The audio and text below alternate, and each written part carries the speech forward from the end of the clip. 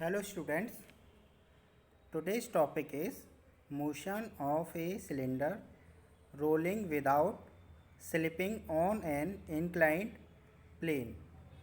तो हमें क्या एक सिलेंडर दे रखा है और जो इंक्लाइन प्लेन पर आपका क्या है विदाउट स्लिपिंग क्या है मूव कर रहा है।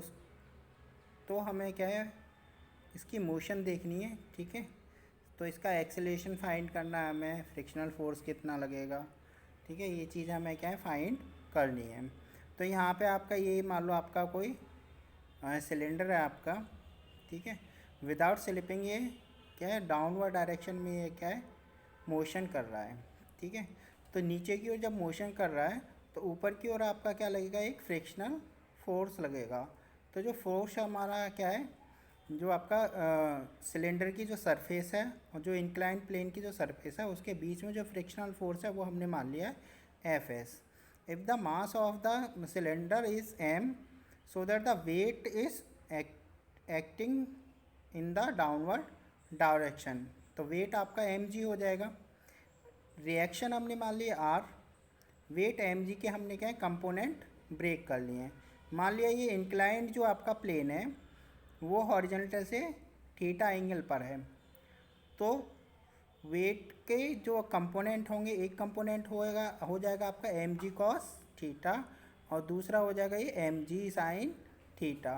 सो that the net force F is equal to M G sine theta minus F S, ठीक है। क्योंकि आपका क्या है नीचे की ओर आपका ये वर्क नीचे की ओर आपका स्लिप कर रहा है, तो नीचे की ओर जो नेट फोर्स होगा वो नेट फोर्स इस पर नेट फोर्स जो अप्लाइड होगा, तो applied net force F equal to हो जाएगा एम जी साइन थीटा और माइनस एफ एस। और मान लेते हैं जो एक्सेलेरेशन जो प्रोड्यूस हो रहा है सिलेंडर में वो आपका स्मॉल ए है, तो एफ इक्वल टू क्या होता है आपका मास इंटू एक्सेलेरेशन यानी M into A. So that M A is equal to M G sine theta minus F S and normal reaction is equal to R equal to हो जाएगा आपका M G cos theta. ये equation first मान लिए, ये equation हमने second मान लिए। अब हम ये मान के चल रहे हैं कि small R is the radius of the sphere और सिलेंडर, ठीक है। मान लो कोई आपका स्फीयर है या सिलेंडर है, उसकी क्या ये रेडियस है। तो torque tau is equal to F S R, so that tau equal to I into alpha, I alpha is equal to Fs R. So that put the value of alpha, because alpha equal to A upon R, so that I into A upon R equal to Fs into R, so that Fs equal to IA upon R square. This is the equation third. Now put the value of Fs in equation first, so that MA is equal to mg sin theta minus IA upon R square.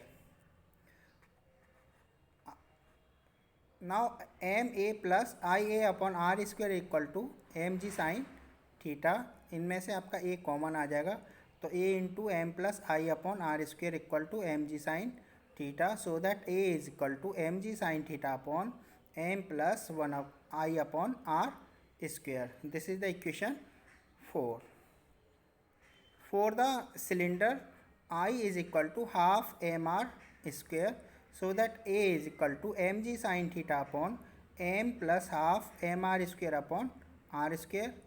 अब इनको add कर लेंगे, are square से are square आपका cancel हो जाएगा, तो m plus half M हो जाएगा आपका 3m अपॉन 2।